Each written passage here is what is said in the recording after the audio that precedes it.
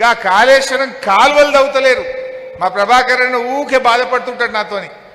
కండ్ల ముంగట నీళ్లు కనబడతాయి, బుడ్డంత కాలువ తీద్దామంటే 2 ఏళ్లలో ఒక్క రూపాయి ఇస్తలేడు రేవంత్ రెడ్డి, ఒక్క కాలువ దవ్వుతలేడని బాధపడతా ఉంటాడు.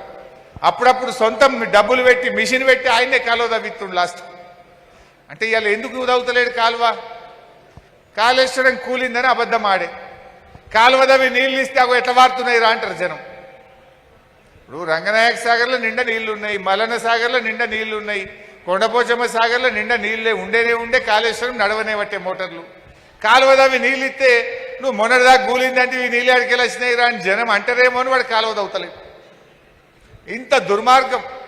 చూడండి, ఒక ముఖ్యమంత్రి అయితే ప్రజలకు 4 కాలువలు తవ్వాలి, 4 ఎకరాలకు నీళ్ళు ఎక్కువ ఇవ్వాలి, 4 క్వింటళ్ళు పంట ఎక్కువ పండాలని ఆలోచిస్తాడు.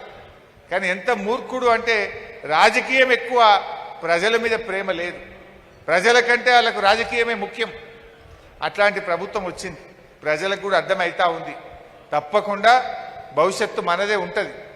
సరే, మనం రాజకీయాలు సందర్భం ఉన్నప్పుడు మాట్లాడుకుందాం.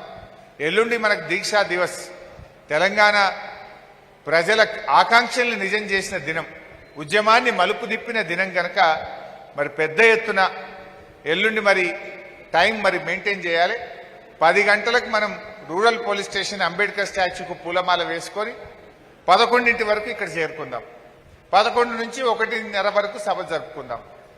మనం మరి అంబేద్కర్కు పూలమాల, జయశంకర్ సార్కు పూలమాల, అమరవీరులకు శ్రద్ధాంజలి ఘటించడం, తెలంగాణ తల్లికి పూలమాల వేయడం, ఫోటో ఎగ్జిబిషన్, ఉద్యమ జ్ఞాపకాలను గుర్తు చేసే విధంగా ఫోటో ఎగ్జిబిషన్ ప్రదర్శన, దెన్ ఆ తర్వాత మనం అమరుల కుటుంబాలకు సన్మానం, ఆ తర్వాత మన సభ జరుపుకుందాం. ఇది మన ప్రోగ్రాం. దీని గురించే ఇవాళ మనం సన్నాహక సమావేశాలు పెట్టుకున్నాం. మళ్ళీ ఎవరికి చెప్పలేదని అనొద్దు. ఇక్కడ ఉన్న వాళ్ళందరూ ముఖ్యులే. మీ మండల గ్రూప్లో, మీ విలేజ్ గ్రూప్లో, మీ కాన్స్టిట్యున్సీ గ్రూప్లో మెసేజ్ పెట్టండి, అందరికీ తెలియజేయండి. అందరూ పెద్ద ఎత్తున వచ్చి మరి ఎల్లుండి దీక్షా దివస్ను